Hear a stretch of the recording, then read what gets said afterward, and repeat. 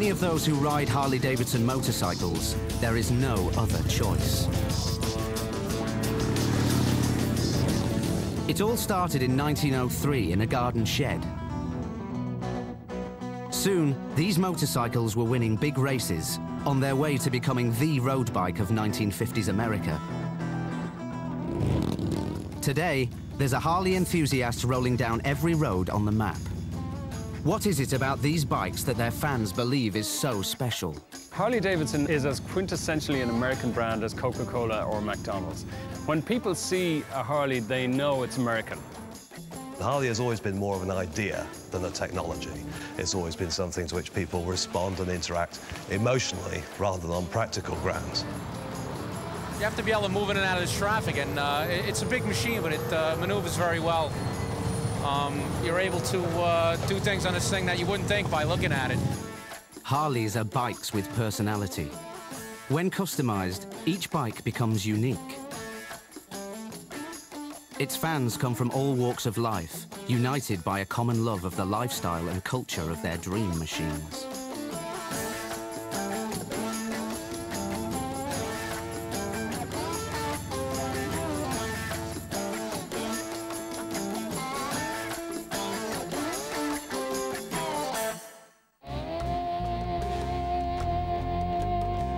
This is the Harley Davidson assembly line in York, Pennsylvania.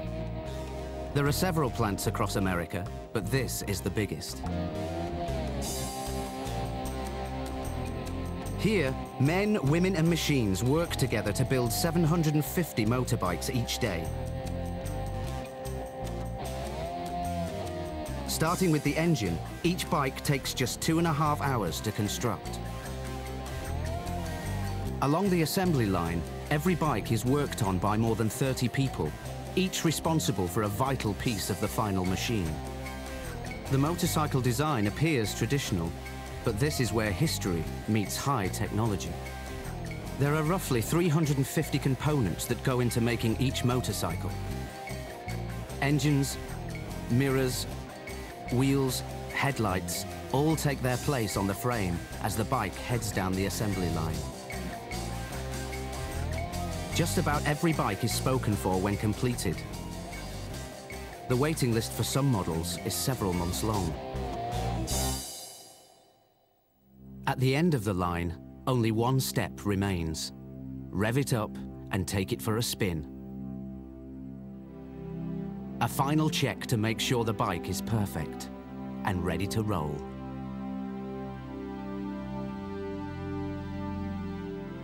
The first Harley came out of a garden shed in Milwaukee, Wisconsin in 1903.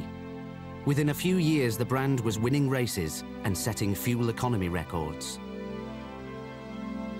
Since the early days, Harley has stayed loyal to its signature V-shaped twin-cylinder engine. Over the years, minor technical and design changes have spawned nicknames based on the shape of the cylinder heads. This is the flathead, the shovel head, and the knucklehead. In the mid-80s came the Evolution, a more reliable motor that was Harley's first major engine improvement in decades. This was followed by today's liquid-cooled motor, the V-Rod.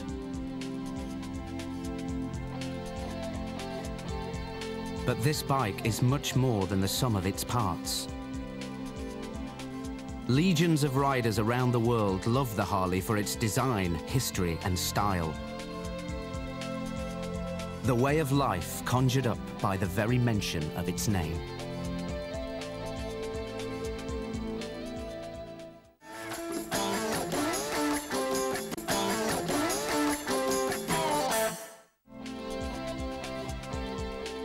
In the world of motorcycles, Harley Davidson is a brand with a romantic history and a distinctive look.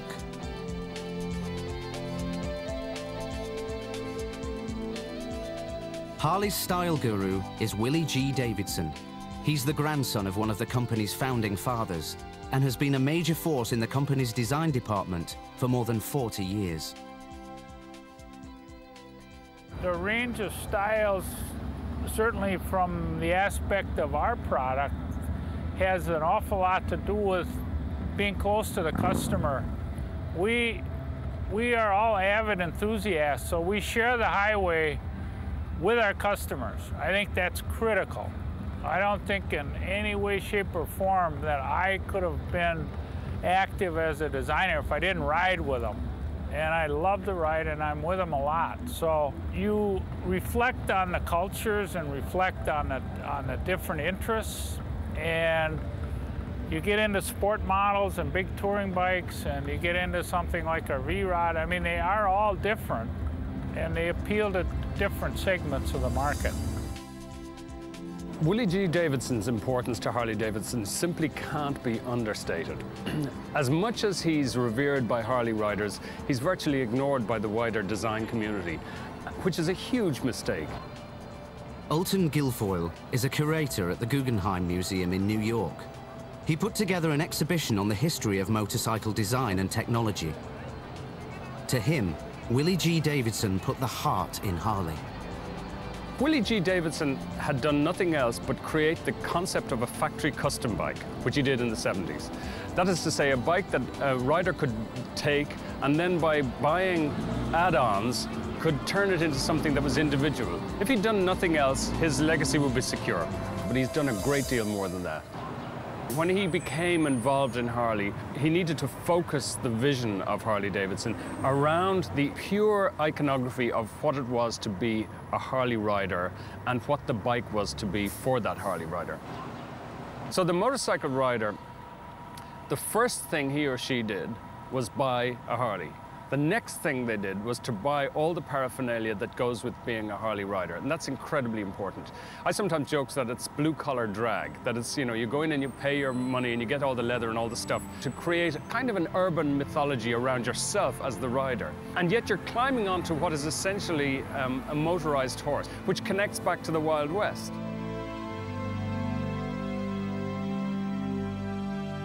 The bike exhibition attracted the largest crowds the Guggenheim has ever seen.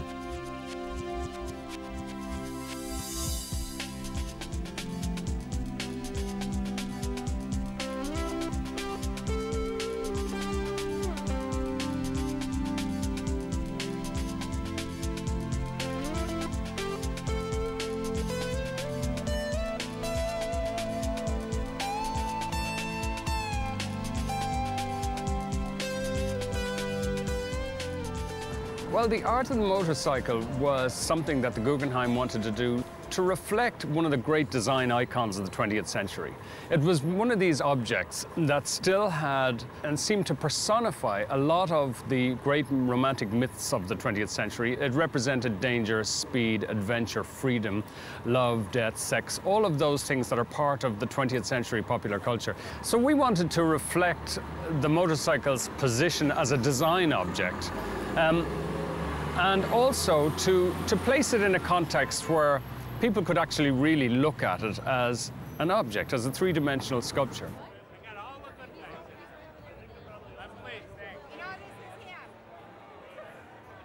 Within the story of the art of the motorcycle, Harley Davidson is like a spinal cord running through the whole story, because not only is it one of the very oldest motorcycle manufacturers, it also represents an unbroken line in terms of design thinking about how a motorcycle should look and function.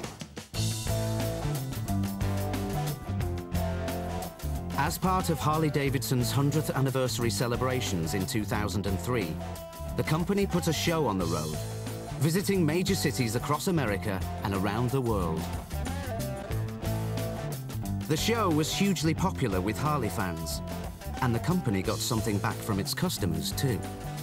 A lot of times what we do at these events is we will walk and look at customers' motorcycles and see if there's trends or tricks or what have you, just so that we're on the cutting edge of continuing to build the most beautiful custom motorcycles in the world. Motor shows like these give the company an opportunity to see what their customers are creating. And they give motorcycle fan and photographer Michael Lichter another chance to capture the perfect image. You're right. Here, sit down. Let me get a couple shots of you on there. It still amazes me. I'll see a bike that I go, oh, I want to shoot it. And in particular, most of the bikes, I mean, I go to an event and I do shoot bikes, but a lot of times what I'm doing is I'm using them as raw materials to just make interesting photography. My favorite angle, it's right side, a little bit from the back, so a 3/4 diagonal, looking down on that area, the back rocker box, looking into the motor, top of the tank where the seat and all those elements meet. I think that's a beautiful area. When you do see a big line of bikes, a crowd of bikes, I love looking for the juxtapositions from one to the next, particularly with a long lens and the way it compresses the scene, bike to bike. And most events that I go to, I'll play with that a little bit. And sometimes with selective focus, where only one very little piece is in focus, and sometimes I'll bring more into focus, it depends. It's raw materials, I absolutely love them, they're beautiful, and there's all this color. I guess like a painter with a palette and you're trying to play with it there. It's my opportunity to do that. Works of art. But there are other factors that have helped make the Harley a cultural icon. The name represents freedom and the open road.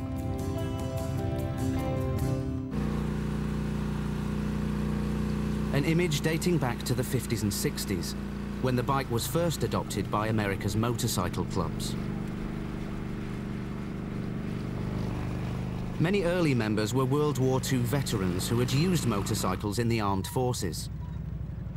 Soon, they were joined by a younger generation of bikers, members of America's post-war baby boom.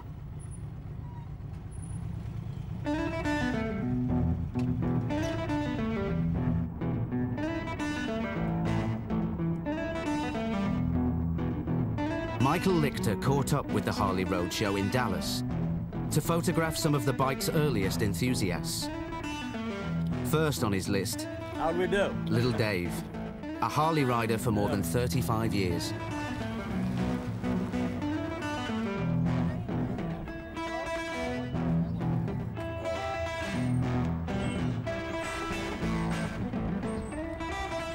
I think what attracts me is people are getting together, all with a common shared passion for these motorcycles.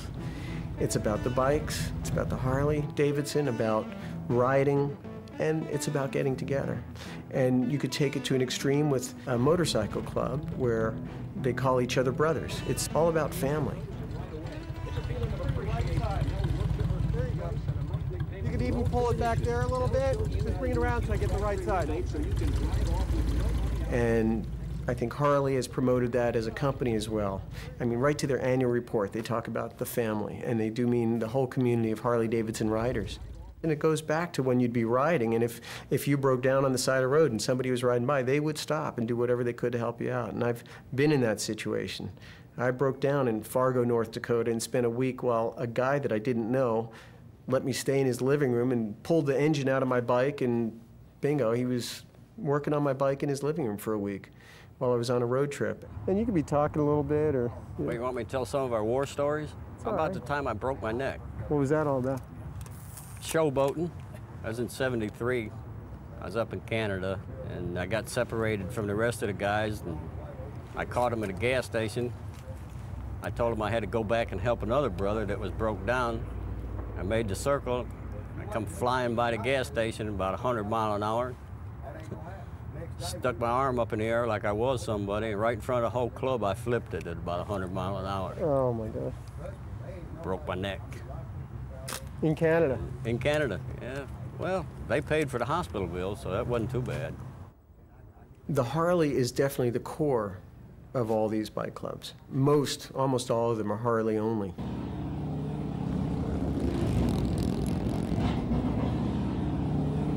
The Harley, of course, is the bike of Hell's Angels.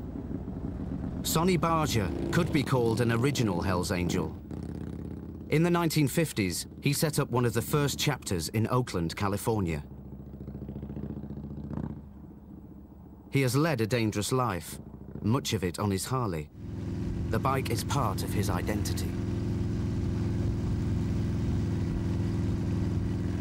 Well, we started out as a motorcycle club, and Even today, 50 years later, to be a Hells Angel, you have to have a motorcycle. So that's an integral part of being a Hells Angel. You can't be a Hells Angel without a motorcycle.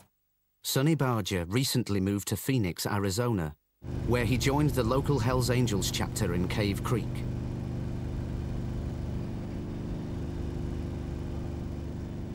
It started out years ago because it was the only motorcycle. There wasn't any Japanese motorcycles then, and everybody rode a Harley. Most of them rode Sportsters back then because the bigger bikes were kind of ugly, and then later on in the years they took the bigger bikes and stripped them down and made choppers, and the Hells Angels and Sonny kind of created the chopper years ago. Well, in the 50s, we just took everything off of them that didn't require to run. And of course, in the 50s, the law let you do that. If you were silly enough to ride it, they let you.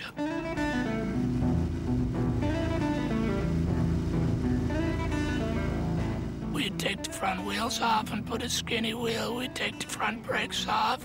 After the Japanese came out with disc brakes, we started installing Japanese brakes on the Harleys. You know, we got the back fenders, we got the frames. We just did anything to them we could do. The concept of customized bikes was born, and it has become a Harley Davidson speciality. But how did the corporation regard the wild men of the road? Well, it's just the bike we prefer to ride because it's the #1 American bike, and I don't know that Harley Davidson has a problem. I think they just don't want to be involved too much with us because of our reputation, you know, and I'm not going to blame them for that myself. I don't know how anybody else feels, but it's no big deal to me. I don't look into it that deeply.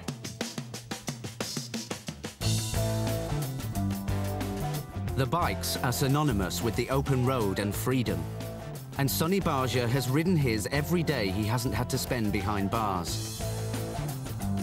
He served time for crimes ranging from possession of drugs to assault with a deadly weapon. He's philosophical about his time in prison. Yeah, I met a lot of nice people in prison. And it's part of growing up. It's like, you know, going to school, going in the Army, going to jail. It gets you set for how to, you know, make it through life. Another major threat to Sonny's time on the open road came in the early 1980s. He was told he had throat cancer and had just 2 weeks to live. Doctors operated immediately. 22 years later, Sonny is still cruising. And I rode the first day I was out of the hospital. I rode to my radiation treatments at the University of San Francisco. It never stopped me from riding my motorcycle. I just got one with a windshield on it. Motorcycle clubs in general, and the Hells Angels in particular, helped shape the image of Harley Davidson. But biker culture has continued to evolve over the years, and the motorcycles have too. Well, it's a lot more fun today. I mean, we rode rigid frames, you know. If you made 300 miles a day, you did good. With what we're riding today, we can make 1,000, you know, with a lot more comfort. You sit on it comfortably. You don't lay down on it like you do on most Japanese bikes. Many who live the biker lifestyle feel they've been misrepresented over the years. Groups like the Outlaws, the Scorpions, and the Hells Angels object to being labeled as gangs. I don't know of any motorcycle club that would refer to themselves as a gang. I think even to club members, I think the word gang has negative connotations that they don't want.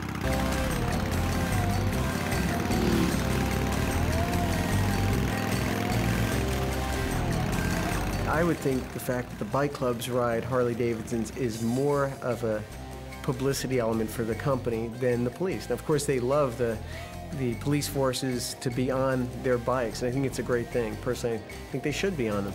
But I do think that the outlaw clubs in particular, all these bike clubs being on Harleys, is better advertising for Harley than anything else. A bit of outlaw mystique is often good for sales.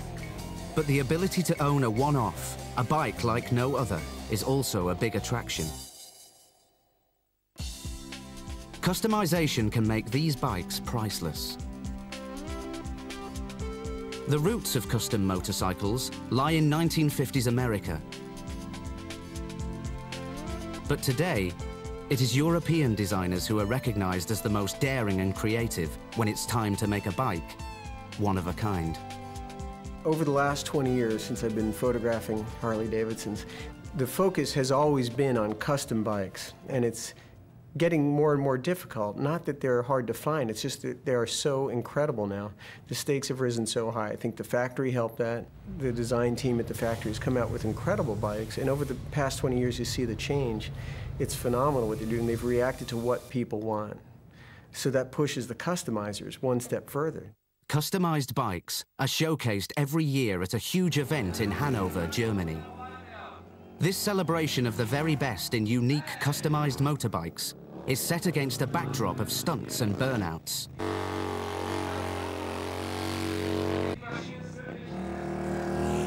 But the buzz here is nothing compared to the competition for the title of Best in Show.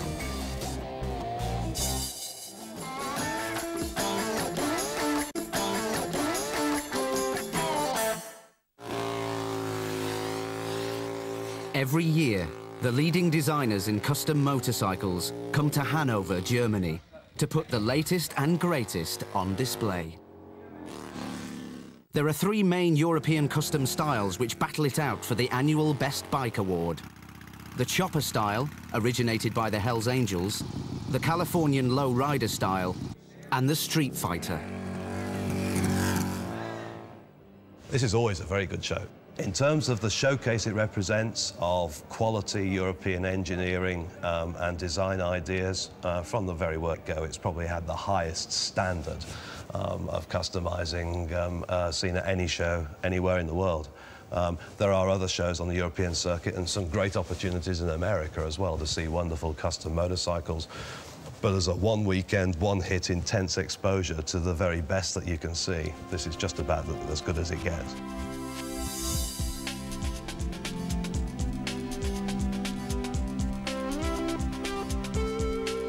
Custom bike designers from all over Europe come together to catch up on the latest styles and show off their skills. The idea of Harley Davidson is what drives people in through the door. The idea of what you can do with Harley is what keeps people involved in the brand. For most people, the initial purchase of a stock motorcycle, be it new or used, is a starting point of a love affair that will last many, many years, and an opportunity to express that love affair in myriad different ways. People either want the real thing, a Harley Davidson, and they customize it themselves, or they want a completely customized bike from a European manufacturer then, with a European frame, different style, probably more stretched than in the States, more wide tires, but it's important to have a Harley Davidson engine in there.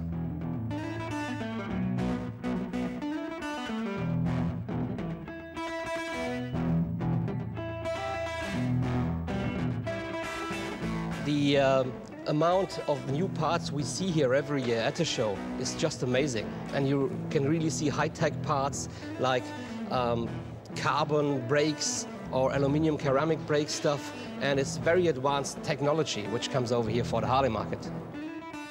But customization is as much about character as technology. To really understand why people customize Harleys, you have to understand what Harley represents. And Harley has always been more of an idea than a technology. It's always been something to which people respond and interact emotionally rather than on practical grounds. The European customizing habit, therefore, initially started as a replication of what guys saw happening in the United States. But with so many different custom styles going head-to-head for the Best Bike Award, how do the judges pick the winner? You first evaluate the bike, how the line is of the bike, if everything fits together. Then if the pieces are neatly fit in the bike. One of my best examples is the oil tank. When a stock Harley comes out, the oil tank looks like a foreign piece in place. There's still some gaps there left, and whoever molds these pieces together perfectly, that's the bike that's going to be a show winner.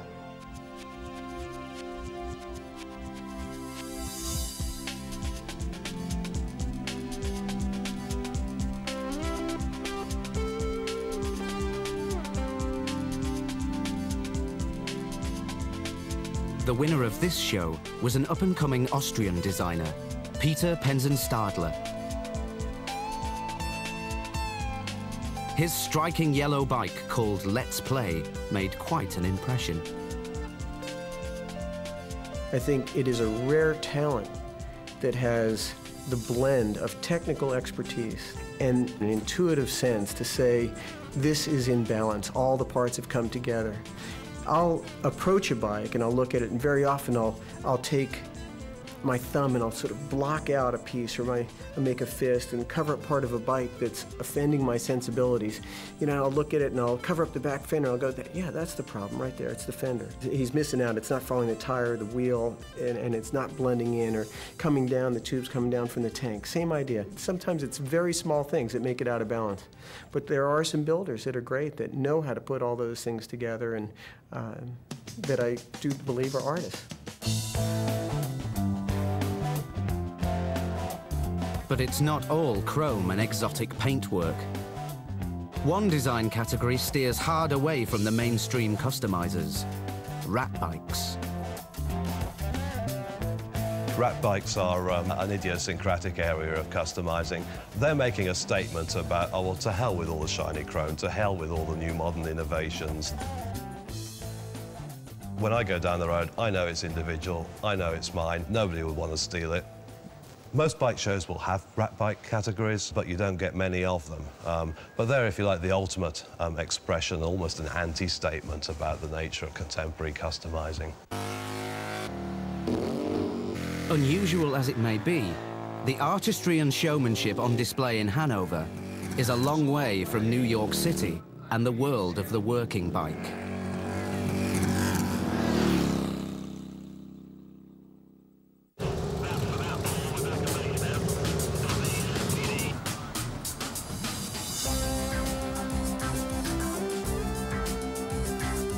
These bikes and their riders are definitely on the right side of the law.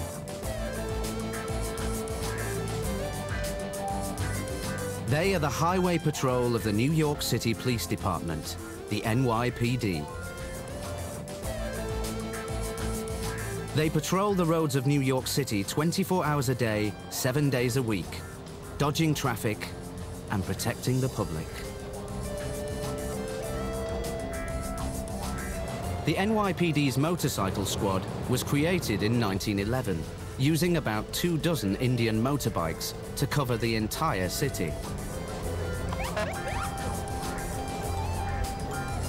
Now, the Highway Patrol boasts more than 400 members, all dedicated to ensuring the safety of motorists on more than 300 kilometers of New York's motorways.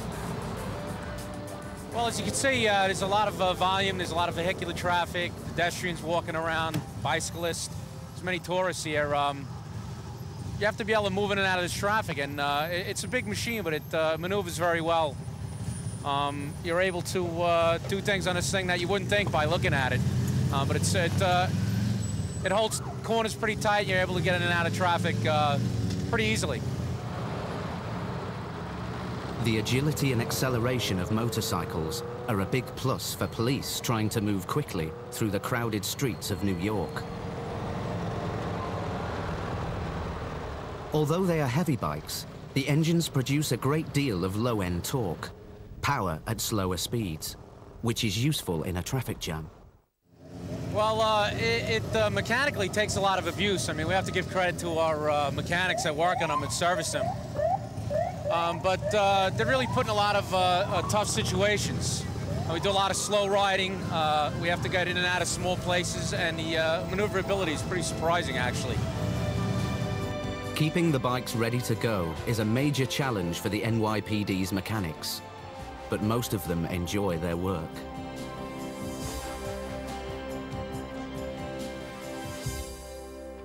I love Harley Davidson, so it's probably one of the best jobs. If you like motorcycles, it's got to be one of the best jobs to have, you know. For the most part, they've been pretty good. We find the Harley Davidson is a good bike, strong. We haven't had to change a frame yet. The frames hold up real good. You know, naturally tanks, fenders, they'll get bent up. Maybe you'll get an occasional fork tube to bend. But for the most part, they're pretty strong bikes. In New York City, sweltering summers and icy winters put an enormous strain on the bikes. They do heat up, they get hot. We try everything we can to keep the motor as cool as possible. You know, try to use the proper oil. The procession, parading in the summer is probably the worst. We've gotten them to the point where the gas was boiling in the tank a couple of times, and it becomes dangerous, but they pull through. You put them on the side for a couple of minutes, they cool off, and the guy is back on it, and he's going again.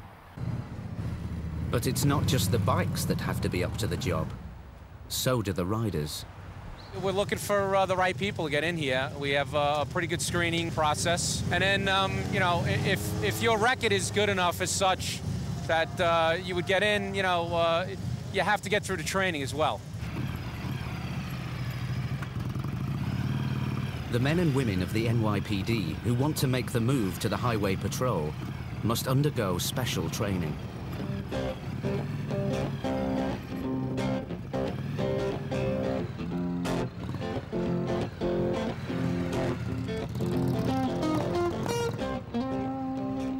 Okay, I'd just like to welcome everybody here to the Highway District Motorcycle School.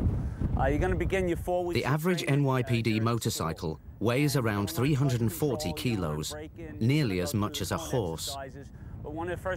Should they ever have a spill, the recruits will have to be able to get their bike up again and back in action. Now, what John's showing you is the proper technique for picking up the motorcycle. He doesn't grab the clutch handle. Now what he's going to do is he's going to raise the motorcycle properly. With his right hand, he's going to grab the steering, and he's going back into the seat. Well, that's the proper way to raise the motorcycle. All right, go ahead, guys. Competition is fierce for recruitment to the Highway Patrol, the NYPD's most sought-after department. Chokes out. Trainees don't have to have ridden a bike before, but previous experience doesn't hurt. No, he's going first. The first 2 weeks of our training consists of training on the cone course, and the idea behind that is to develop the clutch control needed to control a motorcycle. So what we're doing is we're taking people who either never rode a motorcycle or have very little experience riding a motorcycle to a point where they're quite comfortable and, frankly, a better rider than most of the people who have a motorcycle license out in the street.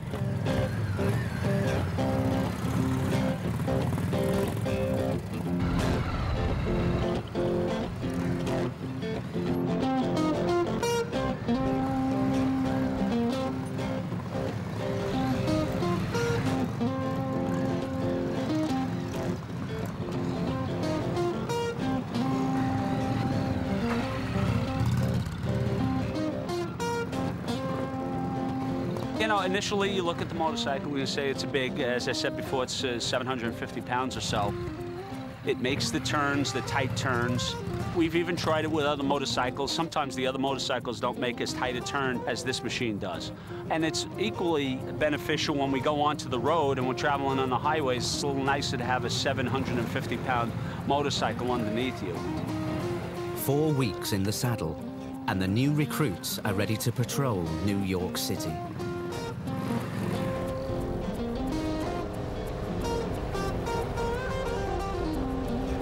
It's a very smooth ride. You would think something this big would shake a lot, but it's very smooth. It's pretty easy to handle, and the tourists love it. It's a big attraction. They like to take pictures with it, and you know, people know. They see it. They know it's a Harley Davidson. Even as these new recruits and their fresh Harleys take to the streets, other police bikes are being retired from active service. After these motorcycles serve their time in the highway patrol, they come down to the motorcycle school, and now they'll probably get the hardest riding of the entire life of the motorcycle. And they do stand up. Not only do we put them through the paces here on the cone course, which is very difficult for the mechanics of a motorcycle. You tend to burn out clutches on this. And they hold up. We wind up putting them in for service, and they come back out with a new clutch, and we use them again and again. And once we're finished with them, they actually auction them off. And I guess they're used again by the public on the outside.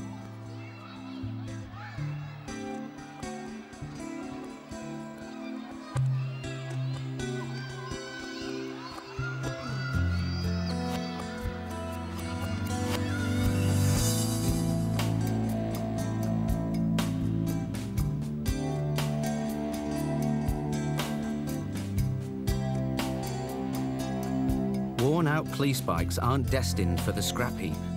They're snapped up by antique motorcycle collectors like Walter Curro.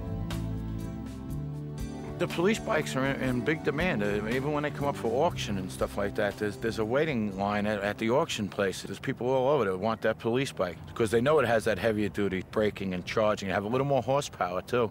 They had a little different cam in some of the police bikes, which made them a little more powerful compared to the civilian bikes. Early guys, instead of the horses, they gave them the motorcycle because for a gallon of gas, they would run all day. They didn't have to worry about them going to the bathroom or anything like that. The earliest Harleys were no more than a bicycle with a motor attached. The design was rather simple, and the plain finish earned it a nickname, the Silent Grey Fellow. Most of them were a pedal start with a belt drive. And in 15, they came out with a transmission that got into a two-speed where you would shift it. And they got away from the belt drive into the chains. You had bikes doing 100 miles an hour back then with no brakes. People that would go cross-country on these things just racing them. They'd put a number plate right over their headlight and just take it out to the track and race all day, and then they'd drive it back home that night. In 1921, Harleys won all 8 US National Championship races, and the bikes were a regular fixture on the dirt track racing circuit.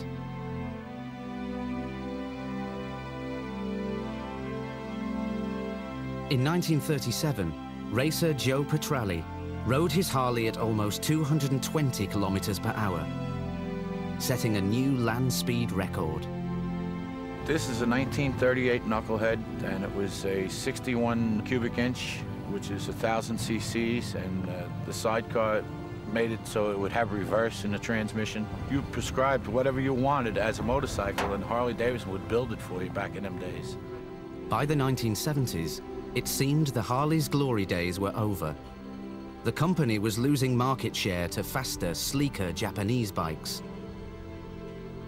Then the American Motorcycle Company took over Harley Davidson for nearly 10 years. But business didn't improve until descendants of the original owners bought the company back at the beginning of the 80s. 82 was a deciding year for Harley Davidson when they got bought out by the old family, and they came out with that new design bike. It was a better handling bike, and it was smoother. That bike put Harley back on the map today. You could rebuild a Harley Davidson 100 times and just keep using it and using it. I've seen guys with 300,000 miles on a Harley. Just kept rebuilding it and just kept going down the road. While the NYPD rides these workhorses through the streets of New York, a posse of free spirits spin their wheels across Western America amidst the stars and lights of Las Vegas.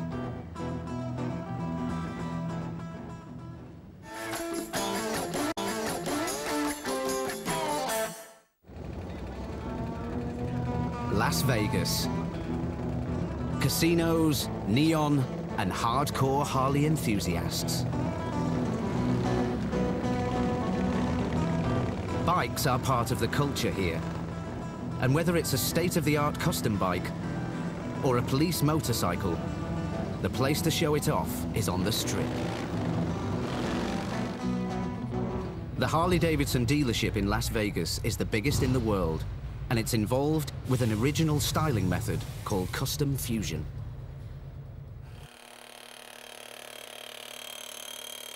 In just a regular engraved derby, we take a raw derby, just a raw piece, have it professionally polished, Then when we get that back from the polisher, we hand engrave it. After the engraving, we have it show chromed, which is a process called triple chrome plating. It makes it absolutely top the line. And then we're the only company that can add color. So the whole process, getting the proper part, the polishing, the engraving, the show chroming, and the color, takes about 6 weeks.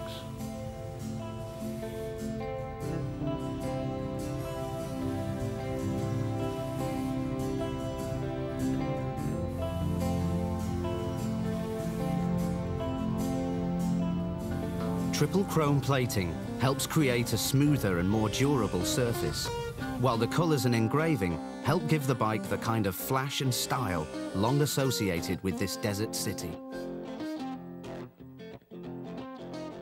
They wanted a true Vegas bike, and we tried to create the atmosphere of the Las Vegas Strip and what you would think of when you think of Las Vegas. We designed the aspects of the casino. We thought about table games and what we were going to do on the bike. We decided to put the cards on the front because it looked good on the layout of the fender.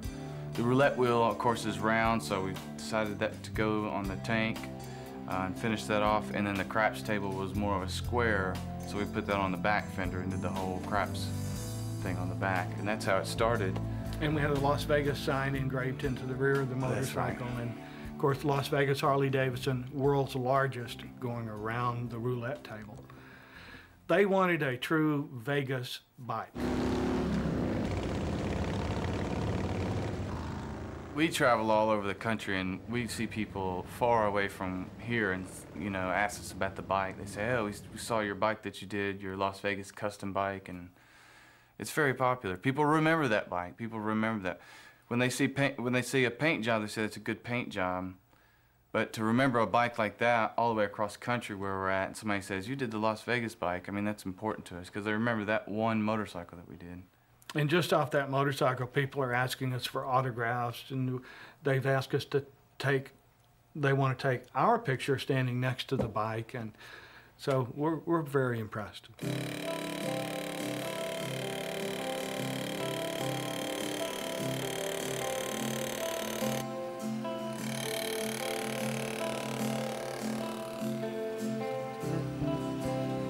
All freehand. It is freehand engraving. We draw a lot of it, we draw the designs, and there are some things that we have to get perfect, such as like a military logo or a club logo that we kind of lay out, but most of it's drawn on, and then we freehand engrave every piece that we do. The engraving part is just one part of all those steps, but in the end, the entire process is what makes the piece truly unique.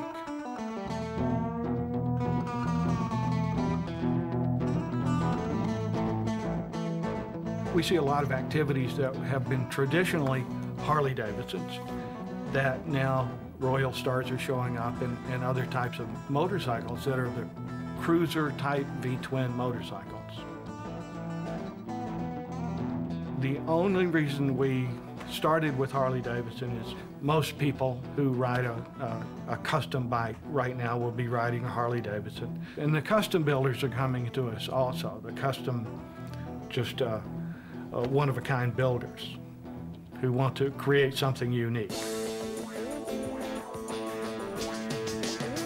While some see a new bike as a canvas, others ride them like rockets. Evel Knievel has a long association with the city of Las Vegas. One of his most famous jumps was over the fountains of Caesar's Palace back in 1967. He's still an avid rider and spends a lot of time in the Las Vegas area on his new Harley. It hasn't always been Harleys for Evel Knievel. He began his jumping career on British bikes, mainly Triumphs and Nortons.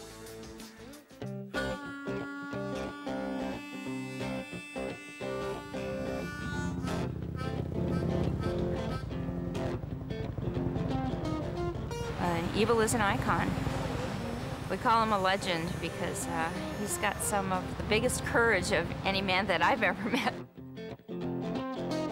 At his 64th birthday party, Knievel made the extraordinary announcement that he was planning one last big jump. He's always going to be thinking about jumping. We threw him a birthday party here, and he announced his jump. We don't know where or exactly when. Evel Knievel has already broken just about every bone in his body, but he's prepared to risk life and limb to pull off one more big one. No might be, I'm going to. I'm going to make the monster jump, the last jump. And I'm going to go a long, long way, much further than I did at Caesar's Palace. And I miss Caesar's Palace, but I'm going to get the job done. You just watch me, pal. I'll tell you something. I'm going to come so fast and hard at that takeoff ramp, if you blink, you won't even see me. And I'm going to go so far and so high, you won't even know where the hell I went. And when I land, well, I admit that's where the trouble begins, but I will hang on and I will make that jump.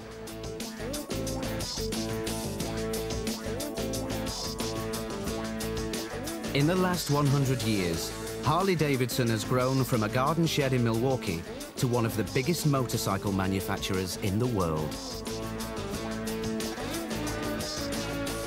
The people who ride these bikes are as individual as the machines themselves. A Harley is two wheels and an engine that has come to symbolize something much more to its many fans. A slice of American culture, a bit of rebellion, a statement of style, and a wide open road.